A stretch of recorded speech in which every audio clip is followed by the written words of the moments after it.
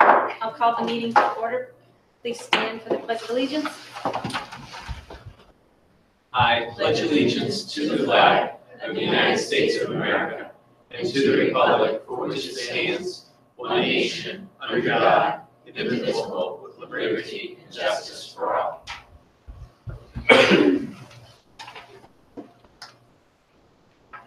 May I have an approval for tonight's agenda? Motion to approve the agenda. Second. All in favor? Aye. May I have a motion to approve the open session minutes of February 12th, 2018? Motion to approve the open session minutes of January 12th, 2018. February 12th, second. All in favor? Aye. Aye. Student comments. Maria, So- welcome back. So good Nice to have you here. We missed you. It's been a minute. We missed you. So, I mean, from what I know, going on at Ncaa, first thing, we have a fundraiser dinner, March 2nd, at 6 p.m. for a Dominican fundraiser dinner in the Ncaa. It's, the proceeds will be going to a mission trip to the Dominican Republic to supply them with medical supplies, and it's like run by Corey Lazar and Marie Roush and Senor Soto. So if you guys could join us at the dinner, it would be great. Another thing is we are having our own little like Ncaa fundraiser for water bottle filling stations. So kids like buy raffle tickets and you have little prizes and all the money goes to having like nice, instead of having just one in the building, then we're gonna have more. Yeah. So yeah, I just saw that on social media. So if you follow me on Twitter, I retweeted it, and we'll also make sure the link to the GoFundMe page is also put through our the school district's Twitter and Facebook. So great cause. I mean, apparently the senator coming to the. I think he's seated right behind I don't know anything. Keep going. Nice to have you at Ncaa. I am up to date. I think that's all I think is happening. But We're just delighted to have you back in our presence. Yes, thanks. I'm happy to be back. Do we, in all seriousness, do we have any news yet with regard to college? With college, I've gotten accepted to 3 schools so far. Okay, which schools? I've gotten accepted to Emmanuel, UMass Amherst, and Clark. The rest I find out in March. I have Northeastern, that's where I'm going. Okay. Good for Wow. you. Thank you. It's intense. Thank you, Maria. Are there any community comments? Right, we'll move on to the superintendent's comments. Okay, well, good evening, everybody. We are absolutely delighted to have a rep in the Senate, Louise from Upton, Senator Mike Moore, here this evening. He reached out to us about a month or so ago, along with our town boards, to talk about the FY19 budget cycle, the priorities from his perspective at the state level. So when I got the offer, I very quickly and willingly said, yeah, we would love you to come on board. So if you want to take a seat, Mike, it would be terrific. We want me over here. Yeah, wherever you're comfortable.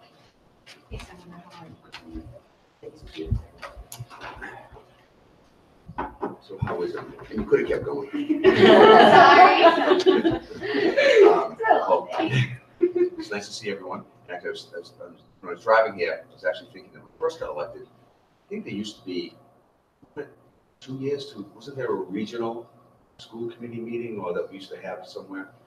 Multiple, yes. And I think we had the four of you, our two senators. That was and myself, our Richard Moore, George Peterson, and I think it was John Fernandez. Hernandez. Thank you. Yeah, And we have had that for several years. yeah, long overdue. Thank you for letting me come tonight. I can go over the governor's numbers with you, but I think, as you all know, that governor's numbers are the first step.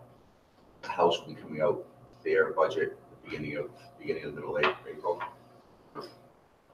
These are one of the meetings that it's like a love-hate type of thing. That I want to come out and meet with everyone, talk to you about what's going on. But I hated the fact that the Senate hasn't done our budget yet, so I can't tell you what we've accomplished, what we're going to be doing. I can tell you that in the past two budgets, past budget, and we also did the RISE Act, which was the charter school reform expansion bill that the Senate had put forward that never made it through the House. And in the budget last year, the Senate did attempt to fund the new foundation budget recommendations. Obviously, we haven't been successful in getting that through the budget yet. So I'm hoping that we can get that through. At least the Senate budget. I feel confident that we should be able to get that through in the Senate budget, but we've done it in the past. And actually, we were in the meeting that just left. This is actually saying this is the first time in 9 years that I'm actually getting an opportunity to go out and meet with boards. And instead of being here saying revenues are horrible, unemployment's this, we are cutting line items. It's the first time in 9 years that I can actually sit somewhere and say we have a budget surplus of $800 to $900 million right now. So You could send a little of that to Mendon-Upton. well, so I'm hoping that with this revenue, that if we continue to meet at least meet the benchmarks, that we can go into the fiscal year, end the fiscal year on a positive note and hopefully spend some of that money, bringing your funding levels back up to where they should be. I think you all know that the Foundation Budget Review report estimated that the foundation budget was out of whack by about $1 billion. So, version the Senate had put forth last year had a 5-year implementation, $200 million a year, up to 5 years, so that we get that funding. I do know that I think the city of Worcester, another community, has now filed a lawsuit, or they've joined a lawsuit on the foundation budget, and that's really how remember ed reform came about. Back in the Duffy case, yeah. So that's really how it all came about. So this actually could push the issue that brings us over the edge. Other than that, last 4 budgets, the student reimbursement rate, I filed amendments to get to $100. We never gotten there. I think we got to $55 2 years ago. Then we were back down in the 30s last year. But I'm really, hopefully, unless you want to go over the governor's numbers, which I think you probably have, We do. those are going to change. I'd really like to try to get your feedback on what you want us to be trying to pursue. And I'm assuming it's going to be foundation budget, but is there anything else that you want us to try to achieve in this budget? I think that So this is your chance to voice. I think our two biggest streams are always our Chapter 78, and then also the regional transportation reimbursement. Seems like we've been stuck at that, in that ballpark of about 65% reimbursement. And,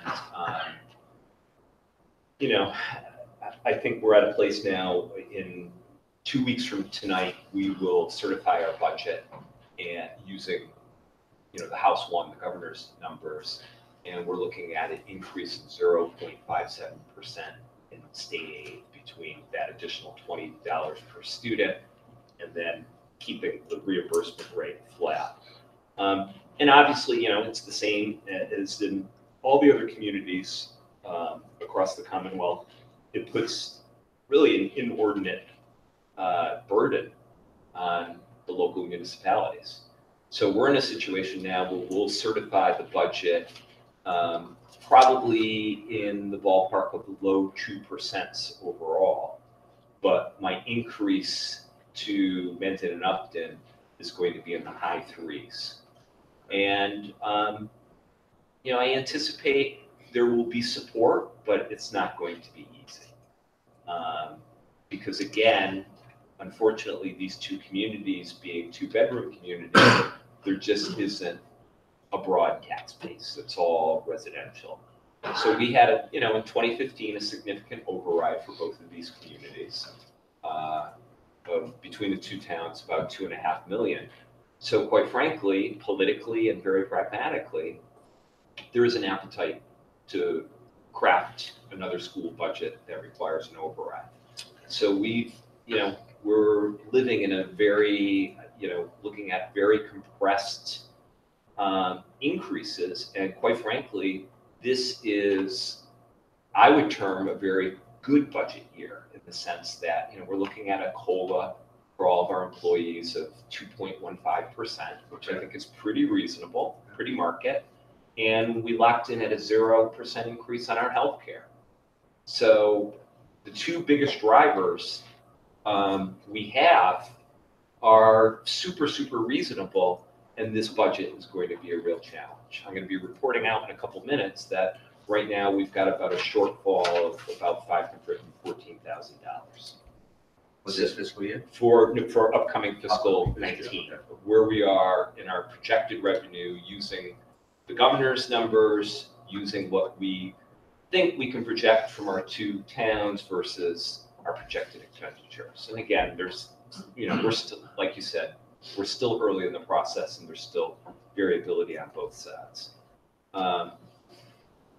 But when you look at just in, Certain, right. so that's another issue as well, because the reimbursement rate wasn't kept at the 75% as mandated by law and got cut by 10% at the end and never restored in the governor's supplemental budget. We're looking at a loss of the ballpark of like $33,000 there. And that's in this current fiscal year.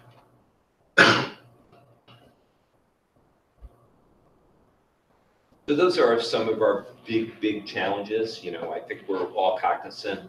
Everybody is in the same boat.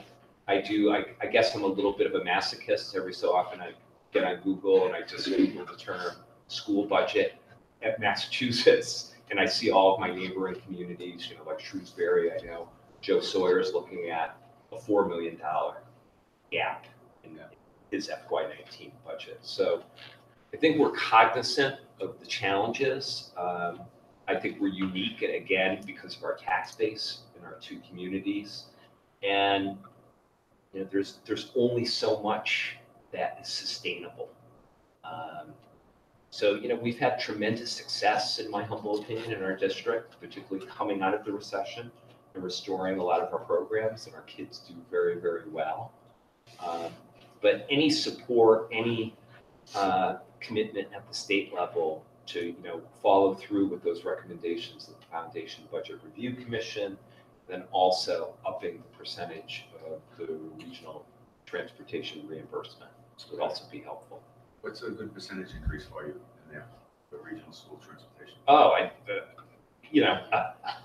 And the difference between your costs and what you're getting, how much? what would you say the delta is, Jay? So we're getting about 65%. It's about 1.5 million, I think, in regular ed. So if we got another 10%, that could be 150,000. yeah. To get it to 75%, certainly. What do we want? 100%. Yeah. I remember. But anything better than what we're getting is better. I think it was either in 2014 or, it was probably 2014, during Senator.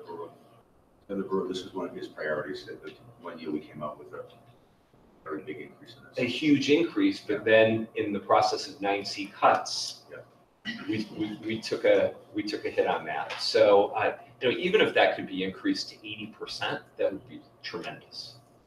I used to have philosophical debates with John Fernandez regarding that, where he said, well, even though by statute it says 100% reimbursement, we'll never get there, and philosophically we probably shouldn't be at 100%, but if we could move upwards towards that 90 mark, that would be tremendous. But even like Jay said, inching it up by 10% would be significant. Now with the change at the national level from the No Child Left Behind Act, the. Yes, Every Student Succeed Act. Yeah. Has that provided any relief for you? The only relief that we've really seen has been in some of the paperwork requirements and the some of the mandates coming from DESE. Yeah. And there's a perception, at least amongst my colleagues throughout the state, is under this current administration, there won't be so much of a pressure around accountability and follow through and so on. You know, I'll give you one instance. Under No Child Left Behind, and then afterwards, the whole requirement around using test scores in teacher evaluation systems. It's you know, the Department of Ed has completely backed off. You know, this whole design around something known as district determined measures, creating an assessment system that ties student scores directly to a teacher's rating and their evaluation. So that sense, that has backed off. But as far as anything, you know, financial in implication, no, there's no difference. What about the MCAS 2.0? Do any of you want to speak to that? So I don't want to dominate the conversation here. But I can add that with that, that's an increased cost for us to have students have access to enough devices. And It's the so technology that's the the added cost. technology piece is an additional cost to most districts in order to accommodate the fact that they're going through all the grade levels digitally. So that we've had financial impact on that. And to follow up, it's a reoccurring cost as well. So there's going to be a refresh cycle. So it's not just the one-time investment to get everybody up to speed and get them the resources, but the devices have obviously a shelf life, and that needs to be accounted for over a longer period What's of the time. shelf life on the device? So we're using iPads. We're 5 through 12, one-to-one district. So all of our kids from 5 through 12 have an iPad. We're generally looking at a 3-year shelf life on the iPad. And what we do is we lease them and recycle them and so on. Can I just, as far as money, the other thing that, and I don't exactly know how this all works, but the charter school costs, so we have 8 kids that go to charter school. We're assessed about $15,000 per kid, which is $6,000 more than what we pay our per pupil is.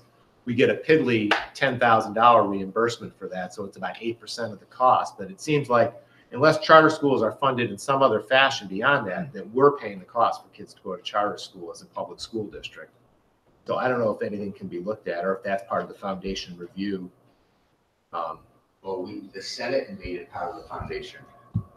Well, when we did the whole expand the charter school initiative, Right. we made the foundation budget recommendations part of that bill. But I believe the original Foundation Budget Review Commission didn't didn't comment on the charter schools. So we did it as part of an initiative to try to, if they wanted charter school expansion, we wanted the full reimbursement to our public schools. Because technically, both public schools, it's public schools funded. They are. So it's, that's actually one of the amendments I had to that Rise Act, was to make any charter school, the establishment of a charter school based on had to get local approval first. Because it is taking money that will go to the school districts. And the local taxpayers' money will be transferring over there. I don't know what we're going to be doing as far as the charter schools. That's where that's been such a touchy, I should say, since the referendum failed, it really hasn't been. It's been quiet, Yeah, relatively it's a big, speaking. big issue. So, but, well, is it any better now where are they still sending students back after the October date? From charter schools? Yeah.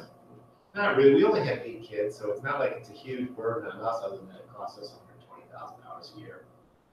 But, you know, if we had 30 or 40 kids like some other towns do, then it becomes much more of a challenge. But we haven't had any kids come back from charter. We sometimes get kids back from vocational schools for issues unrelated to, like say they can't accommodate special education needs or something like that. That they just return to us and we bear the cost, or we carry the burden of that cost. Kind of plays into what we talked about last week as far as that when it's your student and they already live in your town, those laws don't really apply. It's just that it seems like vocational schools don't pick up the sped costs that the rest of the public school world does. Correctly, what is the reimbursement rate for the charter schools? Well, so for us, based on the cherry sheet that's out right now, it's 8.5%. Each year, isn't it? It slides as far That's as what I thought. So after you get reimbursement the first 3 years, then it drops to 0. You So get that, your so most that, so reimbursement. that's what I thought, but so that number you're saying right now, is this at the 0 reimbursement rate? Or is this at the? It varies for the 8 kids that we have out. This is just the net total. This is what we pay, this is what we're getting reimbursement, it's 8.5% of the cost of the test. So some kids could be higher, some kids could be 0. Don't quote me on this, but I think the rate is something like for the student's first year, it's like a 75% reimbursement. Yeah. Then it drops to 50 and then 20. Yeah. And then 0. Yeah. So you could have a kid, and the few kids that we have, like Jay said, could be attending the Marlboro Math and Science Academy. Those could be kids that, are spending 8 years there. So, you lose them. You lose that reimbursement pretty quick, and then you're carrying them for quite a long period of time. I was thinking more just the high school years. Yeah. I think we've got a couple at the Ben Franklin Academy. Franklin. Oh. Yeah. Yeah, they're not, geographically terribly close to us, but, again, it's a small handful. Kind of tangentially to that, one issue that we're struggling with, particularly in the FY19 budget, is specifically one voc tech school, Norfolk Aggie, where I started as superintendent, and my first year we had 2 students accessing Norfolk Aggie. We're up to 15 now. So Students going to Norfolk Aggie? yeah, so right now, as in a line item of our budget, we have $358,000 going to Norfolk Aggie. So basically, over 1% of the entire district school budget goes for 15 students. And this is a big, larger topic regarding admissions policies and voc tech schools. But I think a thing that's very challenging about this is Norfolk Aggie reserves a certain number of seats for students outside of their district because they can charge a higher rate, and that's additional revenue. The question becomes, when does it become, you've got students that you're denying that live in Norfolk County, but then you're taking students from Worcester County. And then being a regional school district, we absorb that cost within our budget. We don't charge it out to the individual 2 towns. So that's something that's also becoming a huge driver. Well, I know this is a touchy issue, but in my senatorial district, I have Blackstone Valley Tech, Assabet, Yeah. APAP, Worcester Voc. Just between those 4 schools, I think the waiting list is 1,500 to 2,000 students. I know there's other issues about folks, but I know the vote that went down for the expansion of Blackstone Valley Tech 4 years ago. Yeah, I believe so. Maybe even longer on the expansion. 3 or 4, yeah. Wouldn't that have covered some of what the curriculum that some of these students are going for? It would have. Well, I Some. know there's a positive to this and there's a negative, so when I say this, but Senator Fatman and I were both able just to get the Senate version of capital bond bill, $4 million on the expansion of that expansion they wanted to do at Blackstone Valley Tech. So I don't know if that would be a cost savings to you, they went there rather than down to Norfolk Aggie? It would have been a cost savings to the regional school district, but perhaps it also would have been an additional stress on our two towns. Well, so this is with a negative and positive, but we tried, we know the ballot question failed. So we were trying to find a way to do this without burdening the taxpayer to get this to provide some more access and to relieve that backlog we have. So it's got to go through the House budget. So the bill is going to conference committee right now. And then as you know, the way bond bills work, even if it gets through the legislature, the administration then has to refund it. So that's up to you if we can get this through, whether you think it's going to be beneficial or not. But and there actually was in the bond bill another amendment dedicating $1 billion to expansion of all public schools throughout the Commonwealth. So we know that this is an issue that's heading in the direction. Yeah, and I'm sure you've heard the multitude of issues around voc tech schools and admission policies and so on, and realized when it went down within the BBT's constituent communities here in the Valley, there's some strong opinions about admission policies and students getting in versus students not getting in and so on that definitely shaped a lot of that vote. I think kind of the toughest issue there is if you have a student who's working hard, National Honor Society or whatever academic class they're in, they're working hard, getting excellent grades, and then that student says, I want to go to the first school. And say, well, you're not the student that should be going there. We want the student that's not going to go to college. And it goes against the whole incentive of, you work hard, you get to, I don't see teach more, doesn't teach more access. So it's kind of a difference. I understand what everyone's saying about local schools traditionally with the student that was going to go to college. Yeah, but respectfully, that disadvantages the people who actually need to work with their hands in order to have a career, in order to have. But what if you're that student who wants to work with your hands? No, I understand what you're saying. And you're the parent. No, I get that. So what that's I'm what I'm saying saying. is, So this, and I understand what you're saying. because This is the dilemma that you have between the two arguments. Because relatively speaking, you're serving a much smaller population if you go totally in the direction that you're talking. You're not serving the population very well. So what you're trying to do is spread out the opportunities to a larger number of students, right? And I understand the incentives and everything, but we've got to start thinking about how we serve the whole population, not just the top 10%. Well, I think a better approach would be trying to expand the service access to the programs. I just have a hard time telling a parent, student, put the time and effort into having those good grades. Because you're doing well, you shouldn't have access to this. I think in the big picture, to go back to your question about MCAS 2.0, here we are 25 years later celebrating Ed Reform Act of 1993. Yeah. I think we've kind of come full circle in the sense that we need to go back to more applied, hands-on, project-based learning for all kids. Here at this committee level, as a committee, we're always discussing BBT, God bless them across the street. They do an incredible job marketing that school. I think they have tremendous outcomes for their kids. But I've also had a lot of conversations with parents who their child did not get into BBT, and they have some nervousness about sending them here in the sense that they have this perception, Nipmuc Regional High School is strictly an academic high school. It's strictly a college preparatory institution. Right.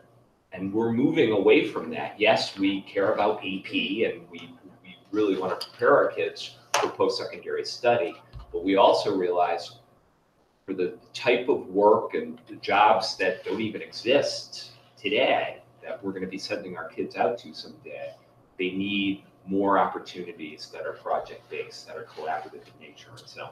I think it's Southern Worcester. They're actually in the process with MSBA. And possibly I think they're going to be rebuilding the school. They were actually looking at trying to bring some of that programming into the group self-time. Yeah. Because you've got Worcester Voc that has, a backlog of students trying to get in.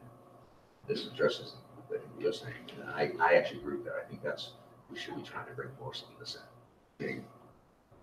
How old everyone is here, but I remember going to school, we had shop, Yeah. I mean, it wasn't to the level you should have had, but at least gave you some exposure. Yeah, and I think those days are gone where we're gonna have, the old expression from the 80s, the shopping mall high school that did everything.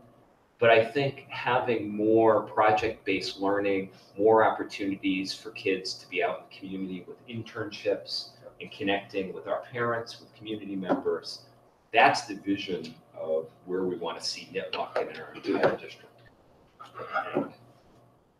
Now, you brought up the MCAS. That sort of touches on the same theme.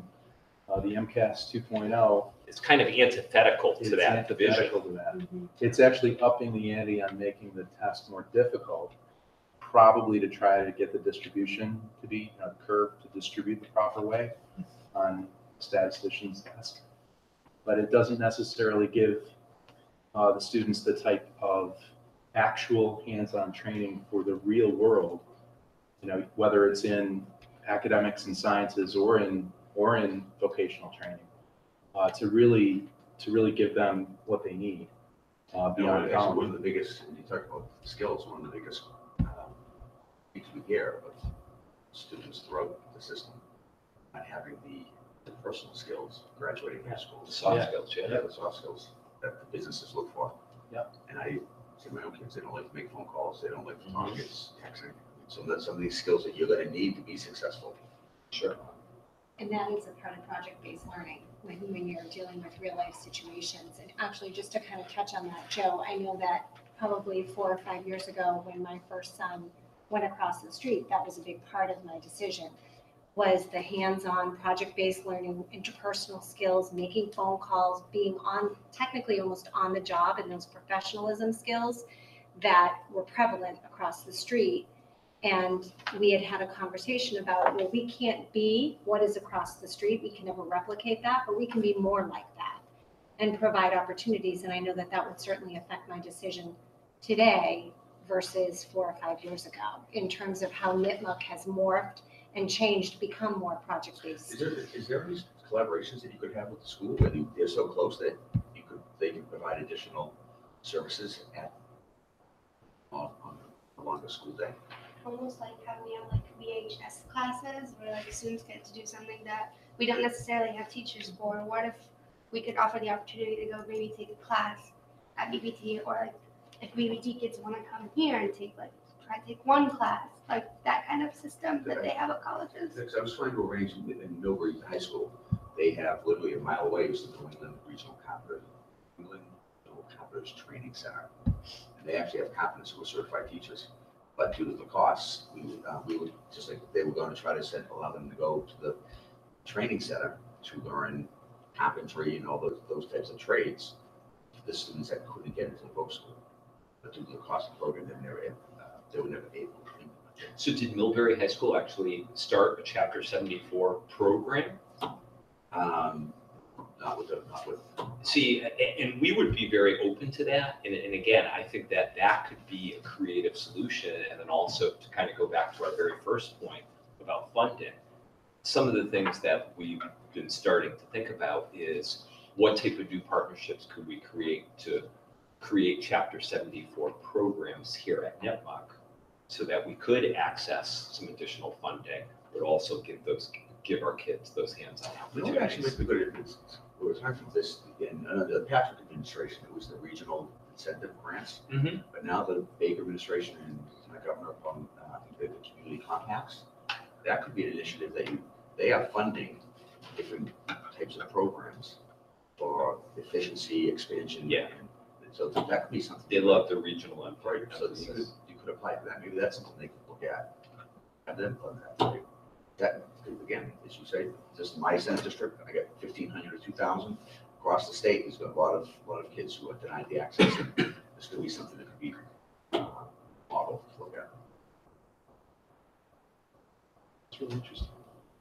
Didn't we apply for that community compact grant? We did, not the community, but the innovation one. Right. I want to say 6 or 7 years ago. The innovation grants, yeah. Yeah. Now, this is the Patrick administration already had the regional incentives grants. And actually, they use them a lot for the, you saw them for the regional dispatch. Yeah. And now Baker Flute administration are really giving them now to specific local municipalities to look at infrastructure or different innovative ways to be more efficient and access to programs.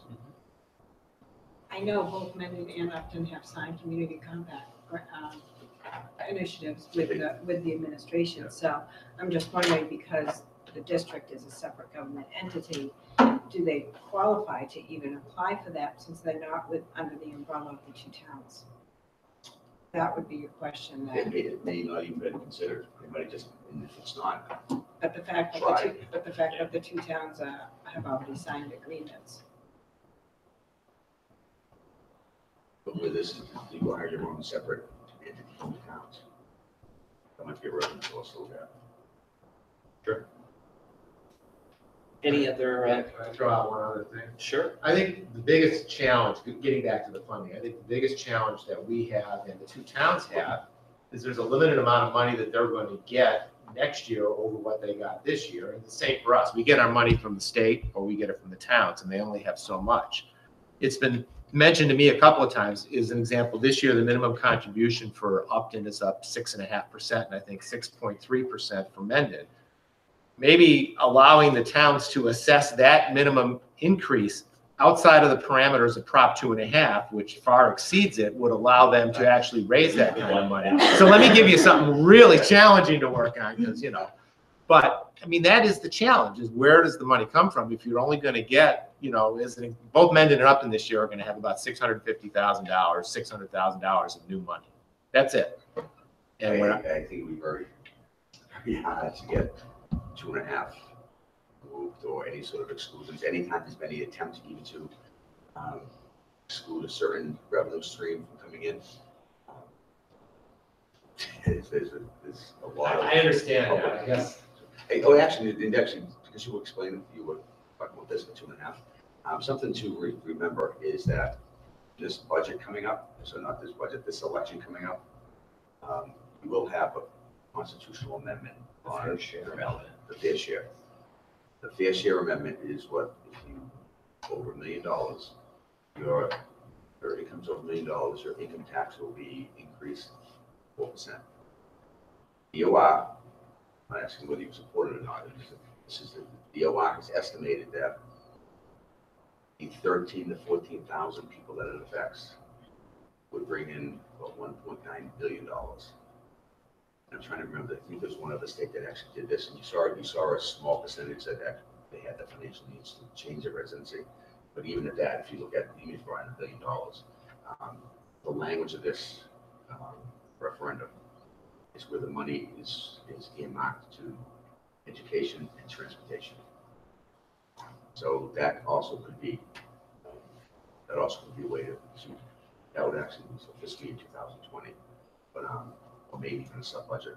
Mm-hmm. So that actually is a way to maybe possibly look at trying to finally get this foundation budget funded. What are you hearing as a corollary on the downside of that? Giveth and taketh away, the whole conversation about reducing the sales income tax. Well, I was just going to say that's the only. So with that initiative, the business community, I think it's the Retail Association of Mass, I'm not sure if they actually get their ballot initiative approved. Okay. If they get enough signatures. I know there was challenges in Yeah, court. they were going to actually, they were trying to get signatures to have a referendum to reduce the sales tax. Back down, I think it was 4%. Mm-hmm. Basically, roughly, it would be about the same. Equate, the 1.9 billion we would expect from the fair share would be gone if the voters then reduce the sales tax.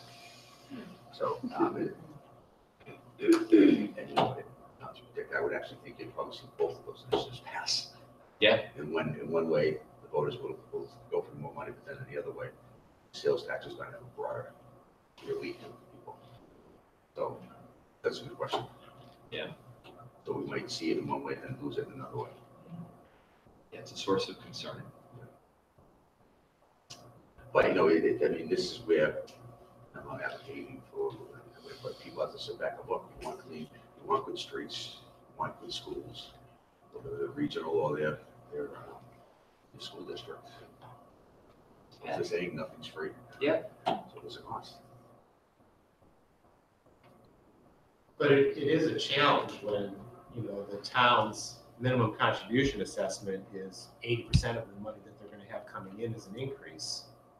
I mean, it doesn't leave much for the rest of the town, and we're not looking to bankrupt the towns or take away other services, but But yeah, I realistically. I'm not asking you to step on the third rail. No, I can just tell you, well, I wouldn't step on that third rail. It's an initiative that's not gonna, I don't see anyone file that. It was that pass so overwhelmingly. That was an initiative that the voters put through. I don't think you'll ever see. You'd have to see another referendum come back to what I believe. You'd have to see a referendum to change that. So the solution is really to get the foundation review recommendations into effect and somehow get funding for that. Yeah, that's our hope. No, and the other factor that we have to look at too, which I think is more so now, is what's going on in Washington. If you look at, this came from the Baker administration, if the healthcare reform had gone through Congress and signed by the president, they had estimated that that would cost the state $1.5 to $2 billion. So it's really just a transference of the federal government paying for it, put it to the states and say, okay, now you've got to fund it if you want it.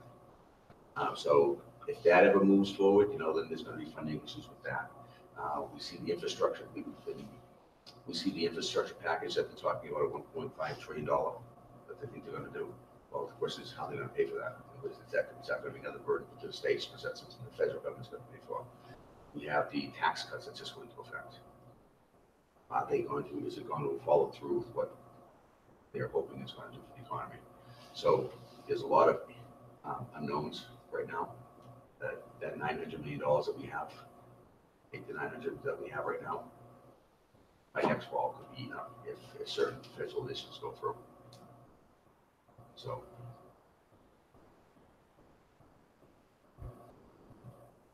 That That fell like a rock. I I know. know. Getting back to the good news was, this is the first time I've been here with $900. Yeah, really. Talk about Yeah. Well, thank you very, very much. And if there's anything else that comes up, please do not hesitate to reach out. If you want to have me come back to another meeting. Again, our budget won't be done until the last week of May. Yeah. If they release it the second or third week, we go and debate it the last week. So anything between now and then, if there's anything that you think that you want us to look at, please feel free to reach out to me and let me know. If there's anything to do with the community contact, just let me know so that I can try to get help there. Appreciate it. Appreciate everything that you do. Is there any talk of doing a joint House Senate type budget like they've done in the past, where basically this is what's coming out and we've already agreed with it? There has been a talk. I think last year what they did do, did last year, in the previous year, I think the three branches all agreed that this would be the revenue map. The budget would be this. That would have to stay within that budget. I think the stable piece that you guys have locked in is the minimum local contribution staying consistent as well. Yeah. So we're hoping that's going to go up first before you lock. I'm hoping so too. Yeah. So, All right. Thank you so much for your time. Thank you. Thank you.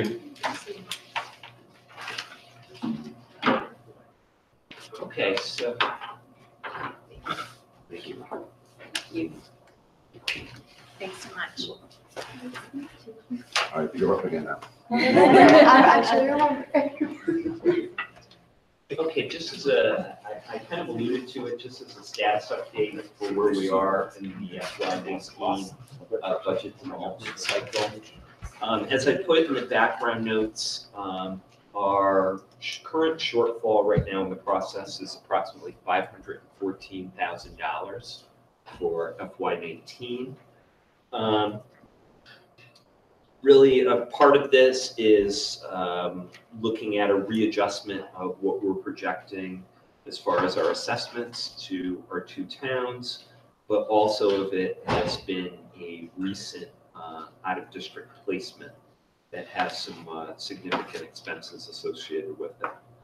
So right now, we will be sharing a little bit more with a budget subcommittee meeting that'll be held in a couple days on Wednesday at 6 o'clock. And then we present to the Upton FinCom and get their reaction right after that, also Wednesday evening.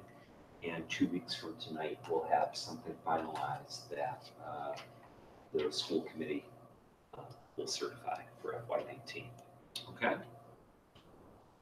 Next, you do have in your packet, I just shared, I know we discussed this, but Jay has prepared a formal statement of interest document to go to the Massachusetts School Building Authority, or the MSBA. It is a statement of interest for reimbursement for a project to replace 10,000 square feet of the roof here at Nipmuc. So the flat portion of the roof, which is approximately 10,000 square feet, it is a membrane roof. It's now 21 years old, and within the last 10 years, we've had at least 20 instances of leaks.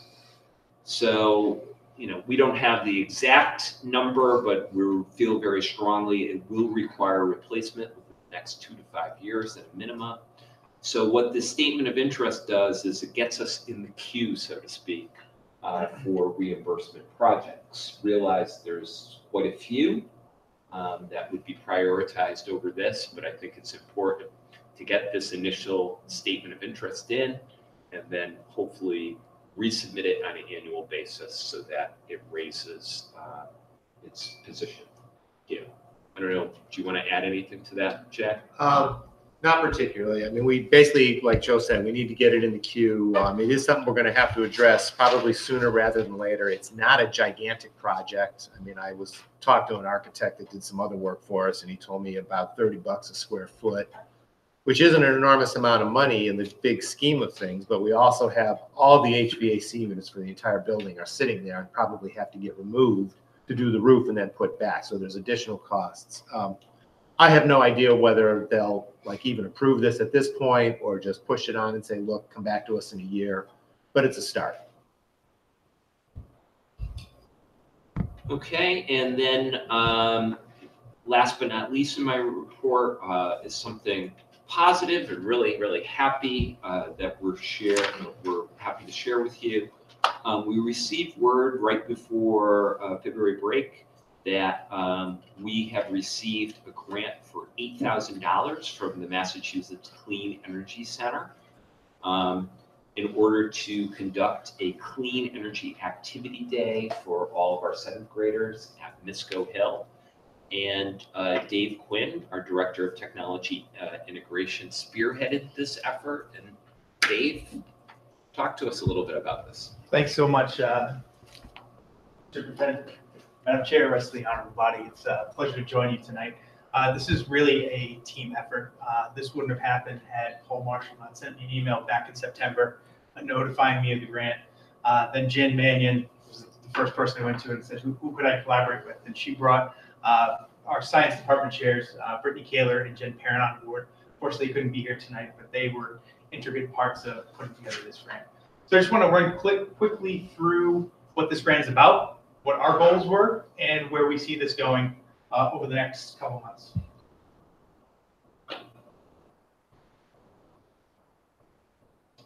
So the Mass Clean Energy Center puts together $8,000 grants for workforce development. One of the big keys here, as we've talked about, is how do we increase opportunities for students to have hands-on STEM learning to advance their potential career trajectories. So just like we were talking about here just a few moments ago, how do we make that a reality here in Mendon-Upton? The activity day is designed to take place during the school day, lasts a minimum of 3 hours. The target is to get about 100 students to participate. At least half of those should be female because we've got underrepresentation by females within STEM fields, and we need to expose them to opportunities, give them the chance to practice and learn how fun they can be. And then finally, and most importantly, they are looking for some things that are fun. So some aspects of the grant you might say, this is a little bit unexpected, but it's about to create a memorable experience. So what are our goals for it? So goal number one, how do we introduce new STEM fields to our students? Secondly, we want this grant to be sustainable, not just a one-day investment. So we look for items that would sustain us over the course of several years. So we've invested heavily in clean energy type kits that will be used in Misco, but could also be distributed across the other 3 buildings.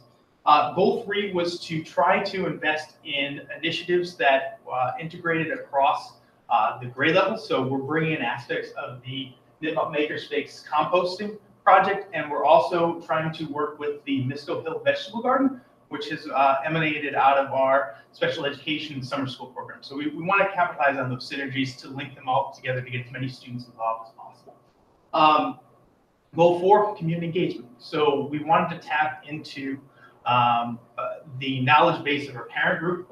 We've reached out to parents to get them on board as volunteers. We're still doing some of that outreach, but this was a opportunity to connect the community with the schools, much like the 21st Century Learning Conferences and many of the other initiatives that are going on in the district. And then goal 5, which is probably the most important, how do we create a memorable experience for students so they have a positive association with STEM, they have a positive association with learning, and they can start to see themselves in these different. So what are the activities, or what's kind of the structure of the day? The first one is we're going to try to lead off with a student-led panel. We're not sure if we're going to go with a town hall style or just a student like Maria interviewing several members of the community who are in the STEM field already. The CEO of the Mass CEC, Stephen Pike, has already agreed to serve on the panel. We've got a solar panel installation electrician who's volunteered. And then we have somebody with the Cape Cod Clean Energy who's also expressed interest. From there, we're going to move into our hands-on activities, probably about an hour-and-a-half activity, where students beforehand will have a choice of opting into either a solar or a wind energy activity based on what they're interested in. Their goal is to put together these kits, either a solar kit or a wind kit. These are the vernier kits that we'll be using, and power an LED light bulb. And then from there, what they're going to test is different variables, whether the angle of the solar panels, the direction of the solar panels, the angle of the wind, with various different challenges to see how those variables impact the amount of energy or the brightness of the light. They'll record their reactions and their responses on Flipgrid, which we can share out with the community. And then finally, the third part of the activity is the fun piece. We're going to have an ice cream social to celebrate the success. We're also going to have a raffle where students are going to complete an exit ticket where they're going to answer questions either about what was going on in the panel or what they've learned over the course of the day. Students with the most correct answers will be entered into a raffle, and the raffle will provide a solar-powered iPad charger. And then finally, we have an extended day, which is an optional project. This kind of goes into a bigger picture synergy. We have decided to try to put together a solar-powered composting system and a solar and wind-powered irrigation system into the courtyard of the Misco Hill Middle School. So the easier part is the solar-powered composting. We've already got it here at NIMUC. We've got that structure in place. We have high school students who have done it who will come down and help the middle school students put this together. We're thinking about starting a club before school to try to prep it, so we're just executing on the day of the event.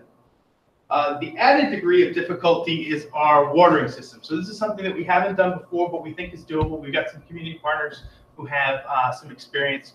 So what it would involve is we're hoping to get a rain barrel, but if not, there's a spigot nearby, and what we would do is use a Raspberry Pi mini computer to program a solenoid valve to water the plants either for 2 minutes once a day.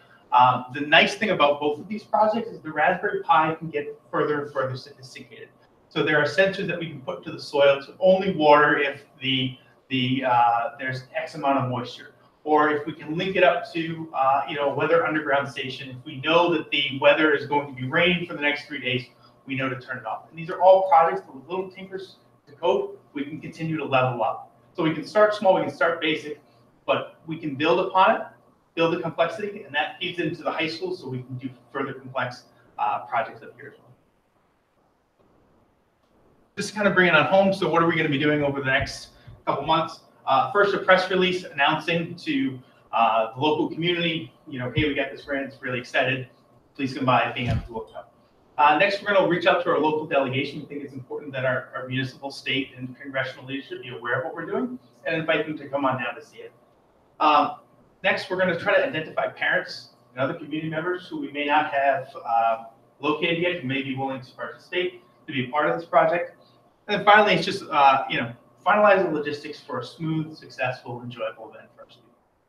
So thank you for your continued support of the endeavors that we do across the district. This culture of yes that we have makes some really incredible things possible, and I'll start with you. So thank you. Does anybody have any questions for Dave? I love the Raspberry Pi, the ability to increment gradually over time. It's wonderful.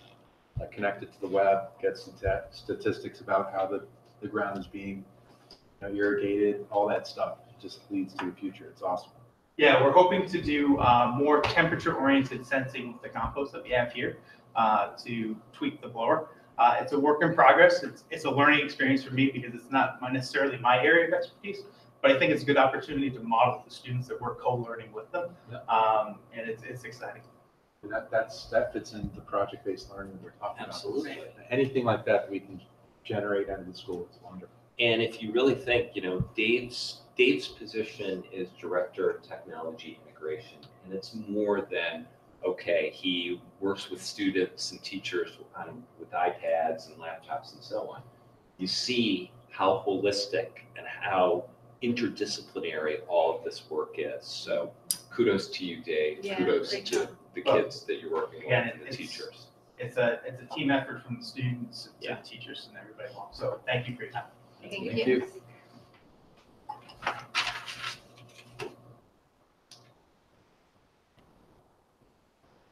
Okay, we're going to move on to the subcommittee updates, and the budget subcommittee will be next.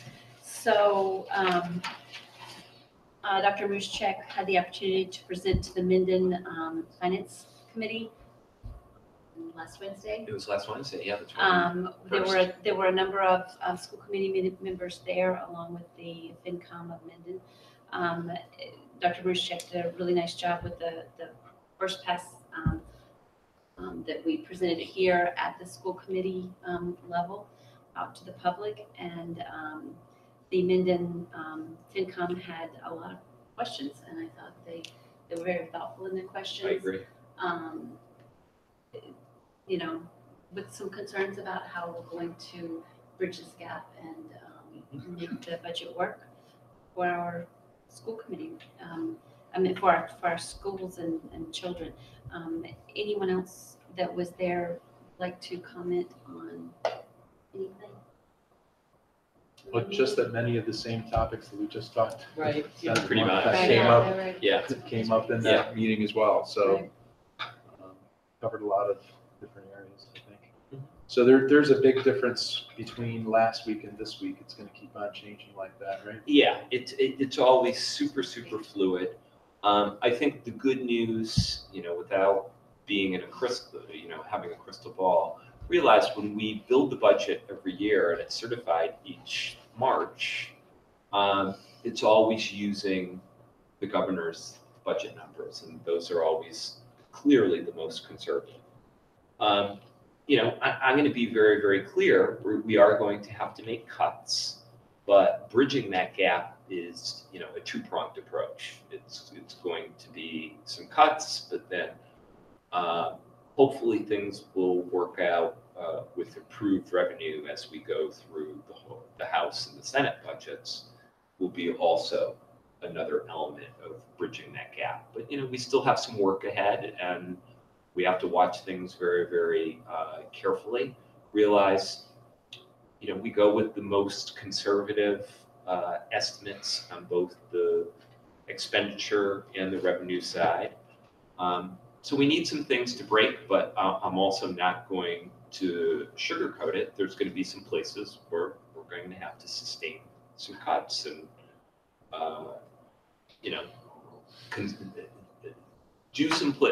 going to have to be some places where there's going to have to be some consolidations. And we'll bridge that gap. I think it's like anything, we need to meet the needs of our kids in our schools, but I think we also have to be very realistic about the burden that our two towns have and what is feasible. But I saw last Wednesday's presentation as very optimistic, and I see it as the continuation of the good partnership and the good communication that exists between the regional school district and our two communities. And then we have Upton's Ncaa meeting Wednesday night. Mm-hmm. Moving on to new business.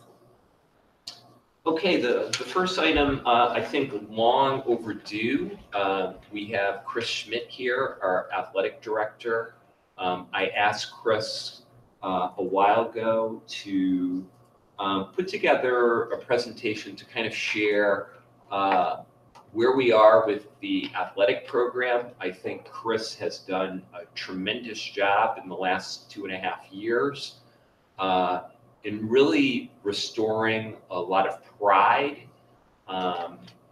and to the program for all of our stakeholders. And I think he's really provided a great deal of leadership and vision of where we want to go. So I've asked Chris to talk tonight a little bit about the state of the program, some of the successes, some things that he sees on the horizon as far as challenges, and then also some specific improvements that he's brought to the program. So Chris, take it away. Thank you very much. Thank you to everyone for having me tonight. As I think Dr. Maruschek said, this is probably a presentation that is overdue. Whether this is something that we look at on a yearly basis or every other year, I do think it's important because I think in terms of athletics, it's a very public part of what we do at our high school and in our community. And I think there are a lot of things that go on that are far beyond what you see on the fields and on the court and beyond. So this was kind of my opportunity to share with you a lot of sort of what I've done in my first 3 years or 2.5 years at this point. So sort of joking aside, the state of the program. Just from a statistical point of view, we have 25 varsity sport teams here, the overwhelming majority of which carry junior varsity programs, 12 female, 12 male, and then we have one mixed gender, which is golf. Both our male and female athletes can participate on that. They do have opportunities to participate in other programs. It just hasn't happened in my time here. We also do have 2 co-op opportunities for our students that are not our teams, but teams that we share with Northbridge High School, our boys ice hockey team, and then both boys and girls swimming. We actually do serve as host school for a couple of co-ops as well, which is our alpine ski team and our boys, volleyball team, both of which co-op with our friends across the street. We do anticipate a 558 total athletes this year based on projections for our spring season. We do have signups currently, and that's an increase of 21% over 2 years since my time. So I think the nice thing is our numbers are going up, and I think there's a lot of pride behind our programs at this time. When I was meeting with Mr. Clements and Ms. Moran as part of my interview process, I sort of presented my short-term, long-term plan for what I saw the programs. And there were 3 areas that I saw as my responsibility with regards to our student athletes and our program. And that is through leadership, the school and the community, and then what I like to call creating the whole athlete. So I kind of wanted to report to you tonight sort of what we've done over the past 2.5 years to address these and where we're going beyond. As far as leadership goes, and primarily not only my leadership, but that of our student athletes in particular, which I've focused on, I think, one, I want you to understand that I have an open door policy with not only our athletes, but our coaches, and really our parents for the most part. I can't tell you how many conversations I've had over the years, just meeting with our athletes, counseling them, not always solving their problems, but ultimately helping them solve their problems, which I think is one of the most important things. Every cycle, I meet with all of our captains, and we have a 7-day cycle here at the high school. So it happened to be today, day 5. I have lunch with our captains. We do some leadership training. So I'll usually have a focus for the lunch, but also an opportunity for them to share their thoughts, their concerns, their questions with me in a very open-ended opportunity for them. This past year, we instituted the DVC, which is our Dual Valley Conference, which I also serve as the president for. We started a captain's conference, and this is a yearly opportunity for our kids to get together with the other 5 schools in our conference to meet, to learn about leadership. We have a guest speaker, and to really come together and create a stronger bond, which is something that our kids have had a chance to do. I've introduced the MIA Ambassador Program. What that is two of our students each year, could be sophomores, juniors.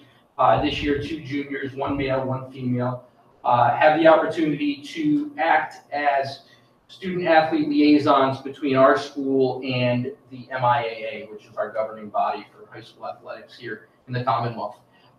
They do some community service, but also another opportunity for them to gain leadership experience and to really act as goodwill officers for us with the state association. They also attended an MIA Sportsmanship Summit at Gillette this past November, where we brought about a dozen of our athletes, 6 male, 6 female, once again, to meet with students all over the state, to gain leadership opportunity, to hear some great speakers. 2 years ago, we had John Gordon, who is a fantastic motivational speaker. I use him a lot with our kids because he's done some great work, especially in the world of athletics. They get to hear Robert Kraft. Typically, they'll have one of the Patriots speak, which I have my own opinions about, but the kids enjoy it. We have a women in sports program that also our kids benefit from each year. 2 of our female student athletes head to Faneuil Hall. Once again, another opportunity for leadership and to gain exposure for them. And then I also have student interns as well, who work with me 5 out of the 7 days of the cycle, assist me, but gain opportunities as well. And part of that is a capstone for them. So I have 2, 1 male, 1 female this year. Each of them will be conducting a capstone project as part of their internship to somehow benefit the athletic program. School and community, I think I've really taken this input from people that have been here before me. They tell me that there's this improved or renewed sense of pride in what Ncaa is and what Ncaa athletics is, and I take a huge sense of pride and enjoyment about that, because that's sort of the sense that what is going on is working. You see the kids wearing their stuff around, wearing the regalia, where they genuinely enjoy what they do. You can see in the picture, I instituted something called Warrior of the Month. Every month I acknowledge a male and female athlete as nominated by the coaches for work both on and off the field. Not necessarily, the highest scorer or the best player, but students who have contributed both to their team but beyond, whether it be athletics as a whole, but the school community. And each month I award 2 students, and they get a t-shirt and they enjoy it. We've built some summer programming, so really gone beyond the school year with our middle school students as well. to get them involved in Nipmuc athletics. I think we strengthened our relationship with many of the youth organizations in town, and those bonds have improved, and I think over time, we're hoping to pay those dividends. People seem to feel that moving the football program here full-time, playing the games here at Nipmuc has added to our new sense of pride, and Saturdays have been fun. I can honestly say that. You know, the 1 o'clock, if you've not been to a game, you know, there's a genuine enjoyment of the kids and the community coming here to watch football. Something we've done is what we call the Warrior in Training program. We take some of our captains, our student leaders, to Memorial and Clough and have them work with some of our younger future warriors. They'll typically go into the gym classes, talk to them about a topic. It might be sportsmanship, might be nutrition, and then they'll spend the period with them engaged in whatever activity. You know, we did the jump rope for heart one time. I seem to recall some floor hockey being played, but I think the younger kids enjoy it, and our kids do as well. And then something I call the Ncaa Nights. Over the last couple of years, we've had people come in and talk about college sports. My first year, we had a gentleman come and talk to the community about recruiting and what the recruitment process looks like now. And then last year, I had a panel of experts, I'll call Division I athletes, Division II, Division III athletes. I had a Division III head coach, a Division III athletic director come in and talk to the community about sports at the college level and what that next step looks like, and an opportunity for the community to ask questions and engage in that. And that's something I'm hoping to do on a cyclical basis, excuse me. The last one, and I think the one that's maybe the most important, but at the same time the most challenging, because it doesn't always show in visible results, if you will, is what I like to call developing the whole athlete. And I would say this is the one that we've made strides in, but we will continue to make greater strides in. Something I have for the kids is what I call the message of the year. Last year, it was perseverance. And everything I did between speakers, between talking, my message to the kids was, message to the parents, was the concept of perseverance and what that means throughout the athletic world. This year, it's the idea of being positive and believing in yourself, and the impact that can have. I do a lot with coaches education, not only for our own coaches and try to promote that, but I'm also a certified coaches education teacher, which happened this year. So offering that to our community of coaches, I think is something that has only just begun, but I think will be very beneficial. We've added a strength and conditioning coach here, and that goes far beyond just simply working out in the weight room. It's someone that is there beyond the teams to advise our athletes on how to help them, the whole wellness perspective. The other thing that we've really looked at is the social emotional piece of our athletes, and a lot of that has been through my discussions with the kids, and how we can do our best, not only as myself as AD, but as our coaches, but helping to make sure we support that, because I think now more than ever, being a high school athlete is not easy. The amount of time that they have to spend, whether it be with their classwork, most importantly, but also with sports, with other things pulling at them. We all know about technology and the impact that it has on our kids. It's a difficult time, and you know, we, especially myself, spend a lot of time trying to counsel as best. We can always do better, but it's something that we do feel is very important. One of the things I wanted to share with you is the way that I've looked at coaching our coaches, if you will. Once again, there's an open door policy with my coaches, you know, and it's really meant to be non-judgmental. I think one of the most important roles I have is being able to support our coaches and help them grow. That that growth mindset. And if you can't have the open door, that's going to be something difficult. So I think if you talk to our coaches, that's something that exists. I'm always giving them feedback and talking with them, and it's not so much about X's and O's because I didn't coach every sport. I can't do that. But really, it's what goes into being a coach and how I can support them and sort of give them that third person feel of someone who's removed from the situation and providing that other perspective to help them see a situation. And, sometimes when things don't work, what do we need to do better, and how can I help them improve their own craft? We do have meetings at the end of the season, and part of those meetings is, in my discussion with them, is looking at their communication with me, with their teams, with the parents, with the community, their understanding of the sport and rules, because that's a small part of it. Their professionalism, how they represent themselves, how they represent us. And do they provide a safe environment for our kids? Because ultimately that's the most important thing. So that's something that I constantly look at and talk with our coaches. And for me, it's giving them actionable feedback and what can they do to, frankly, be better coaches. And I think that's what we want, we want coaches who want to be better coaches. And that's one of the things that I've expressed to them that I want in a coach, because those are the people that you can work with.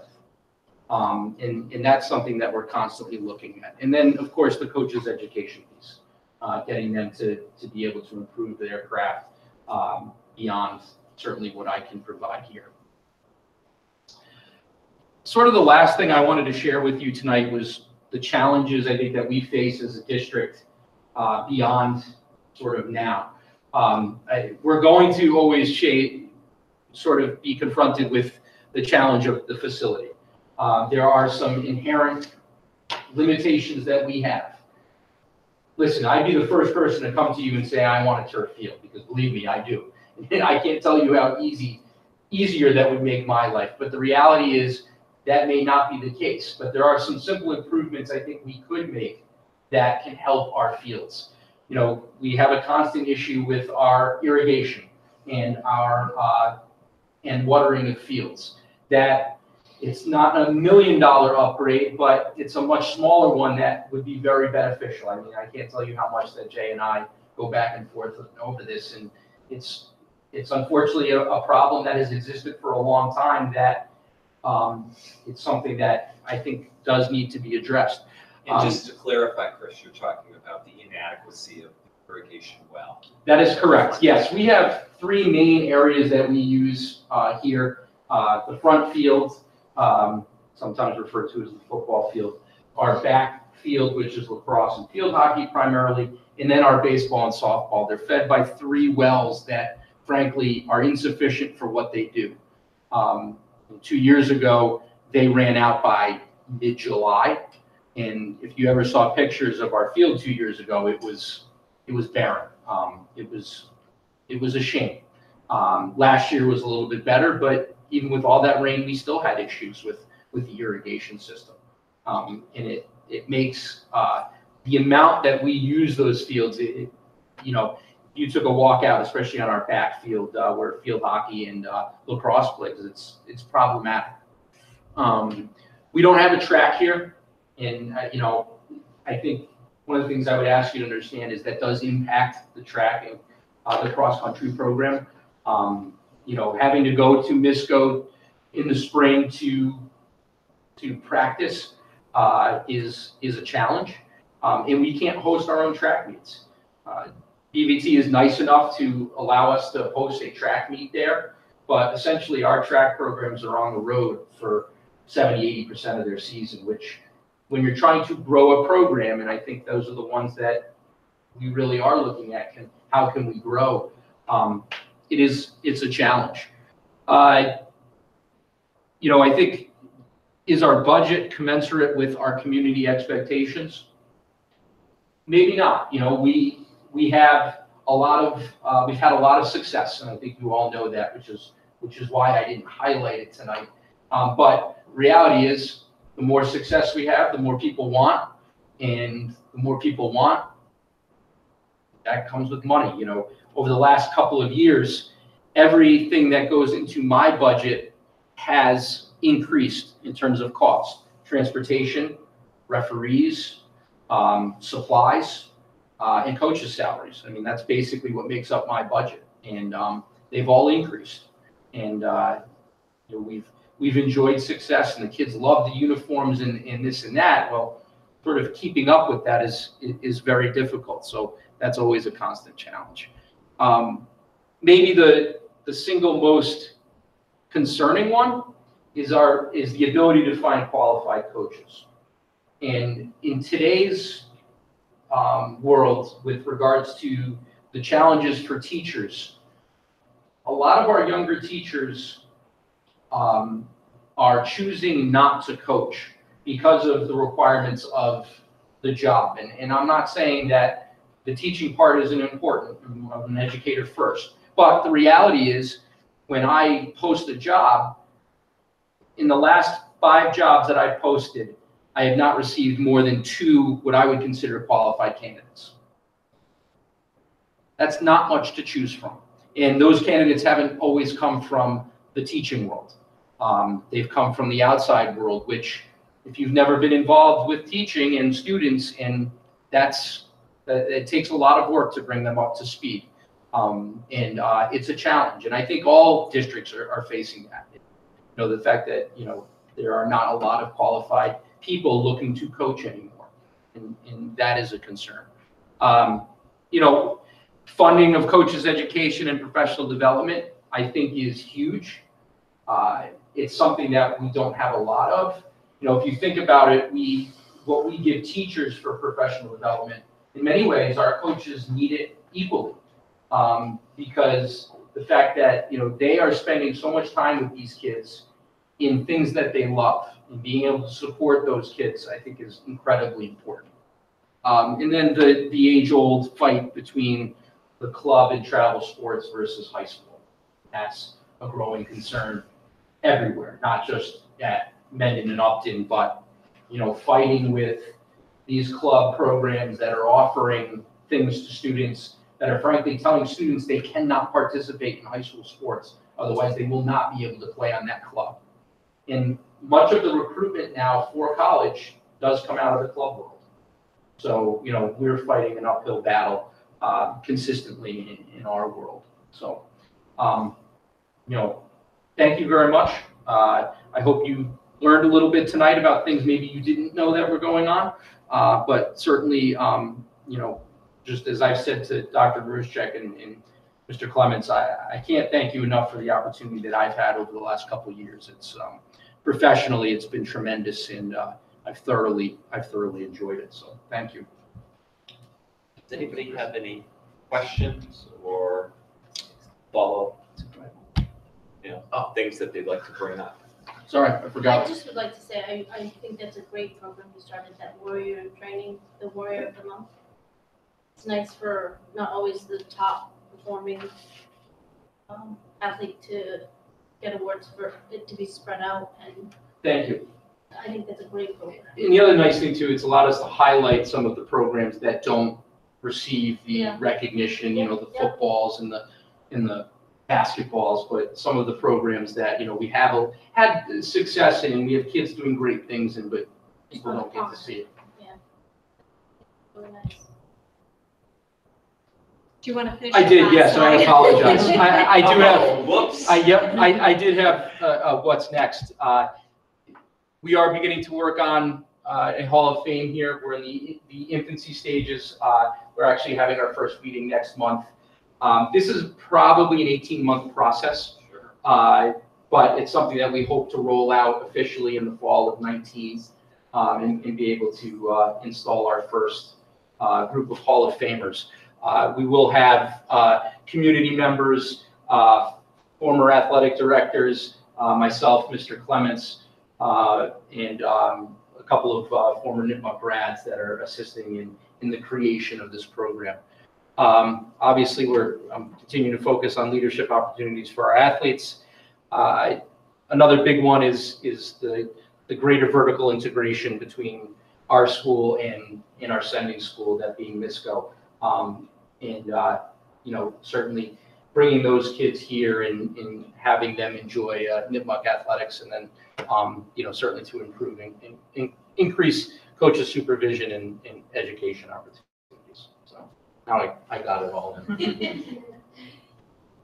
Chris, I have to tell you, I was really surprised when I saw the slide about how many students are participating in athletics. And I have heard fabulous buzz about school pride, and I've seen it in action.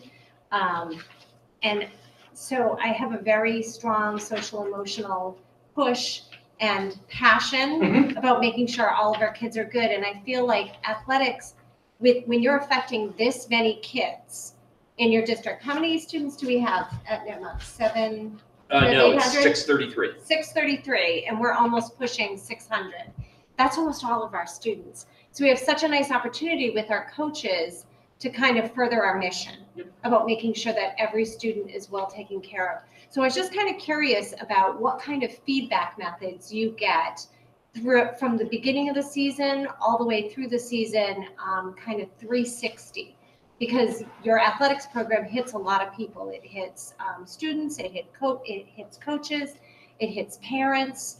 Like, what kinds of feedback systems do you have in place to make sure that everyone's doing well, particularly from a student Sure. perspective? I would say probably the most frequent feedback I receive, in one with perhaps the greatest, I guess, I don't know if we want to call it success, but impact, are the consistent meetings that I have with all of our captains.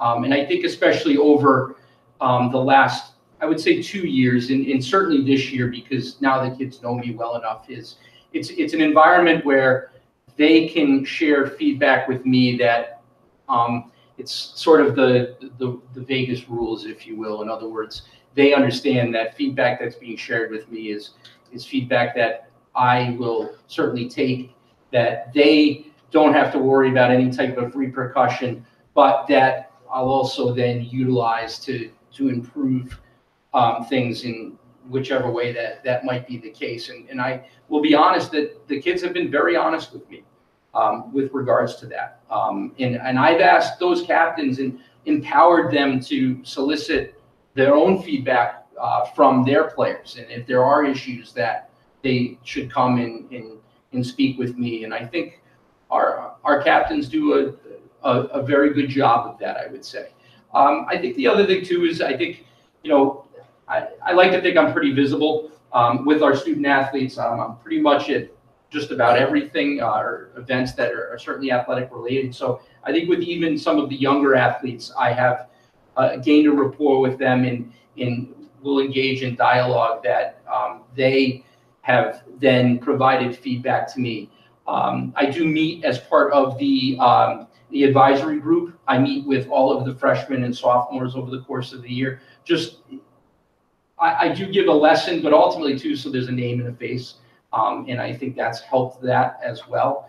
I've yet to develop something that has formalized anything. And it's not that I'm against it. I think it's something that may be the next step that we go. And it's something that, because I think it's very personal in nature, we want to make sure that we create the right implement that will sort of get us the information that we're looking for, that we can use it in a constructive and a positive way, not in a punitive way, if you will. I'm sometimes a little bit concerned because I remember being a student athlete a million years ago, and I think sometimes voices are hard to hear. And there's a lot of kids on a team that a coach is responsible for. So that student voice for me is super important, that everyone gets a voice. So it might be that kid that's really quiet, that doesn't feel comfortable speaking up to their captain, because Lord knows there's a lot of those dynamics in high school that are very cliquey and things of that nature. So I do think it's really important that all students have a voice, that 360, every kid gets to weigh in with it being completely anonymous, and So that they don't with have to 360, you worry. mean like Like almost like a 360 review of the captains themselves, or the coaches, or? Coaches, experience, just the experience in general, being able to evaluate what has it been like, whether you're, because certainly it's going to be an incredibly different experience if you are starting every game versus if you're warming the bench every game. Yes, It's a it could different be. experience for these kids. It could be, but I would say in that same vein, it could also be a fulfilling experience. I'm not saying it's yeah. negative or positive. Yeah. I'm just saying it's different. Mhm. That star athlete has a very different experience, and that's not necessarily a positive one. Nope. That Not star very true. athlete has a lot of pressure on them, coming from the coach, coming from their peers, coming from their parents, coming from the community. So I'm not saying it's positive or negative one way or the other. It can be very different. And I think that it's important to always have a good gauge of what their experience has been, because again, this kind of all comes back to the social emotional piece for me, that at the end of the day, athletics should be positive. Mhm. You should be coached positively. You should be supported positively by your teammates, by your parents, by the community, by your school. So it's really important that I think we have a gauge of that. And not just at the beginning of the season and not just at the end of the season, but throughout the season. And I don't know if you have, it sounds like you're starting to develop plans along those lines to try to elicit some of that feedback from students, but I think it's really important. I just have to thank you for your, the commitment that you've, brought to the athletic program here at Mendon-Upton and Nipmuc specifically. Looking at the, kind of at the ebb and flow of participation. I think one of the great things that we did as a district was to lower the athletic fees from one point, because I was a parent who was paying astronomical. $600. Well, I was paying a lot more than that because I had 3 kids in high school sports. So I think that has been a huge, made a huge impact on our sports in the district as well. And I would agree. I think to be fair, I was the sort of the lucky recipient of that. And believe me, I totally get it. But success But it's- breeds success.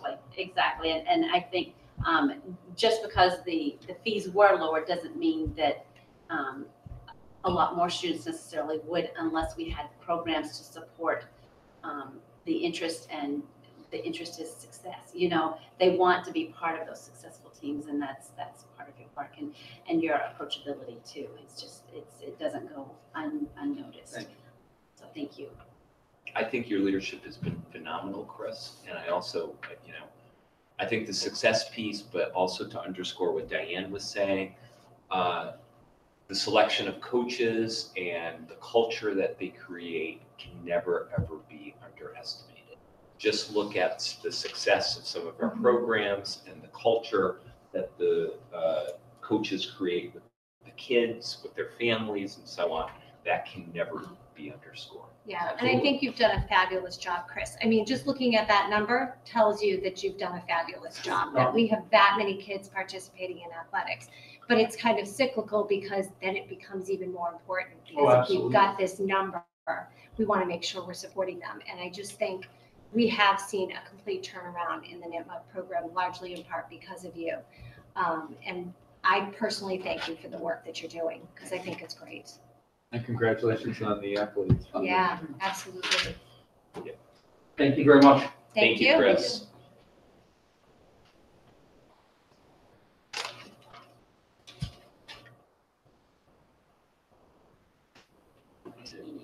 Okay.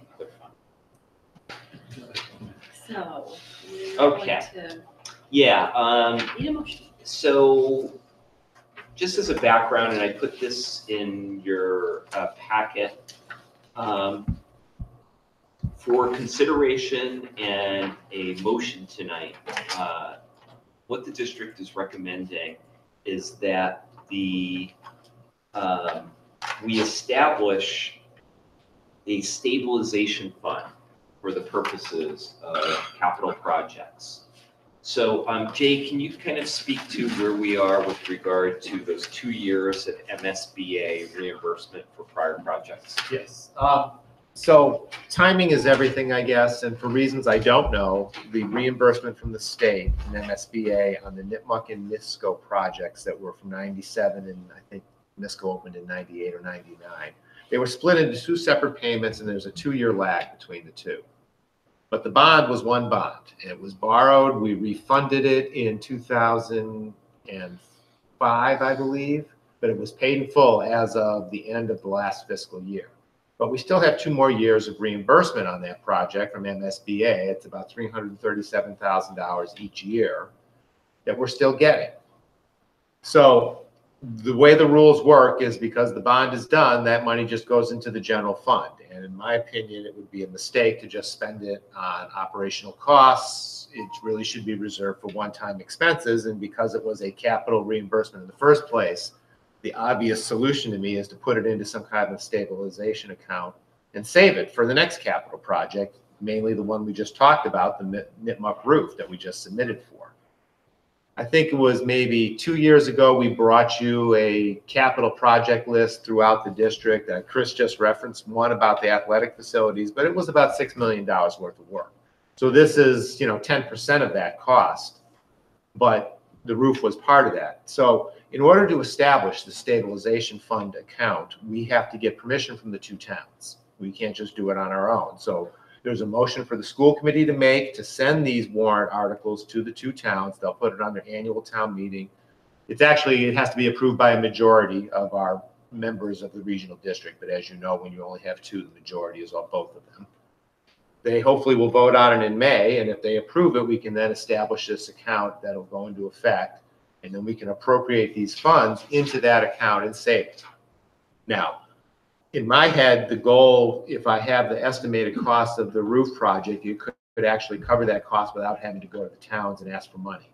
But even if it doesn't go there, it still offsets some future capital project, and we have an enormous number of them that need to be addressed. So to me, the money should be put aside and saved, and that's the purpose of this, is to put it aside and save it.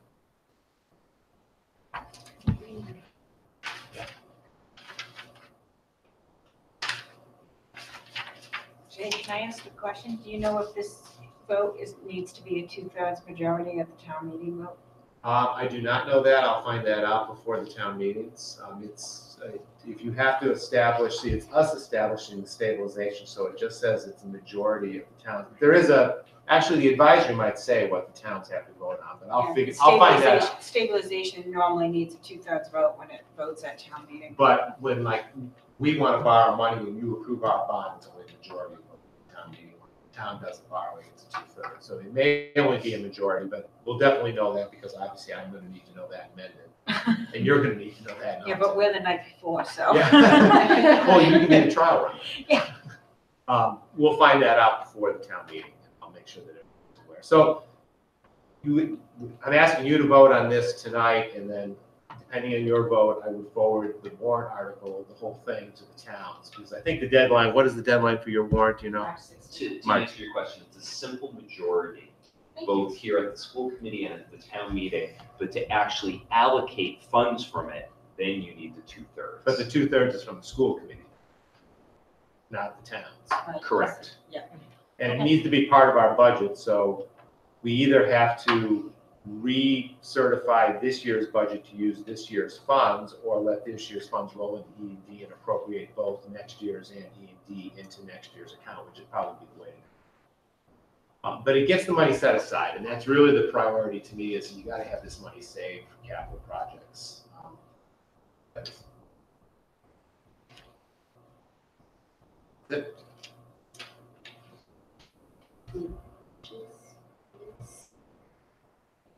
I think it's a smart move to put the money aside for what should be done. Capital improvements. And let me understand too, this general fund for what? General fund for the school district it would go to? Yes. So we're just saying stabilize it and then. Right. Yeah, okay. Just, if it stays in the general fund, it gets closed to E&D, and it's like, it would be in E&D, so you could always, but E&D is, is a kind of a fictitious number anyway by the state's definition. as opposed to a real hard number. This puts it into a hard number into an account and puts it aside. Any other motion? Are there no further questions? Wants to read out the motion? I'll do it. Okay. I'd like to make a motion to establish a stabilization fund and submit the following warrant article language to the towns requesting their permission to establish a stabilization fund for the Mendon-Upton Regional School District. And the town warrant would read, to see if the town of Mendon-Upton will approve the establishment of a stabilization fund by the Mendon-Upton Regional School District beginning July 1st, 2018, under MGL Chapter 71, Section 16G, 1/2, or to take any other action relative thereto. Second. All in favor? Aye. Thank you. And the important thing to add is the warrant at the town meeting is not going to involve any dollar. There's no cost to the towns for any of this. It just allows us to create the account. Correspondence. Joe, you've got some Sure, yeah. correspondence that I think is timely and important. Yeah, I would feel remiss if I didn't mention this in one of our public meetings. You have in your packet a letter that was drafted by myself and our two chiefs of police, which was sent to all of our parents and all of our staff members this past week in response to the tragedy in Parkland, Florida. I think it kind of spells out where we are as a district. And I had the opportunity the week before last, I think as you all know, I was in Nashville, Tennessee for the National Superintendents Association Conference. And I went to a session that was conducted by a gentleman by the name of Joe Arardi. And Joe just retired as the superintendent of Newtown, Connecticut. And Joe's session was on school safety, and ironically, it was held on the 15th day after what happened in Florida. And Joe told, some real gut-wrenching stories about his experiences in Newtown. But he opened the session with saying, realize you're never, ever going to have a complete school safety plan.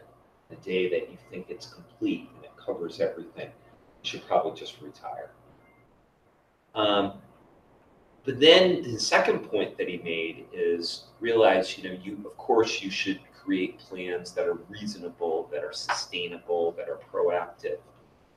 But nothing ever trumps having a healthy school culture, having a school climate where social emotional learning and emotional well-being of everybody under the building is your number one priority, and that you're crafting a culture where the adults in the building know the kids very well and kids feel very safe and secure, particularly in the event that there's a threat or there's even red flags, that they have somebody to speak to.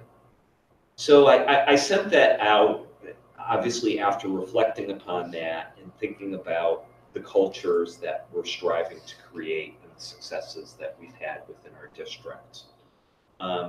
Realize we have had, as I'm sure you know, as school committee members, when anything is brought to the fore, we do investigate it thoroughly. We do have very, very close partnerships with our school resource officers, but also with everybody in public safety. And we'll continue to build those partnerships. We'll continue to strengthen what we do with regard to training for our staff and looking at every possibility.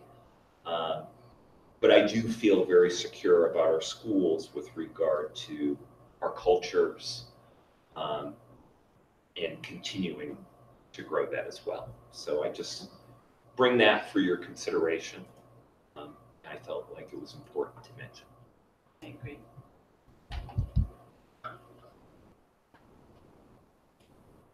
Other matters not anticipated by the committee within 48 hours of the posted meeting? All right. Future agenda items, the FY 2019 open budget hearing meeting on March 12th, and then the homework committee update on March 26th. Anything further? Good. May I have a motion to adjourn? Motion to adjourn. Second? All in favor? Aye. Meeting is adjourned at 5.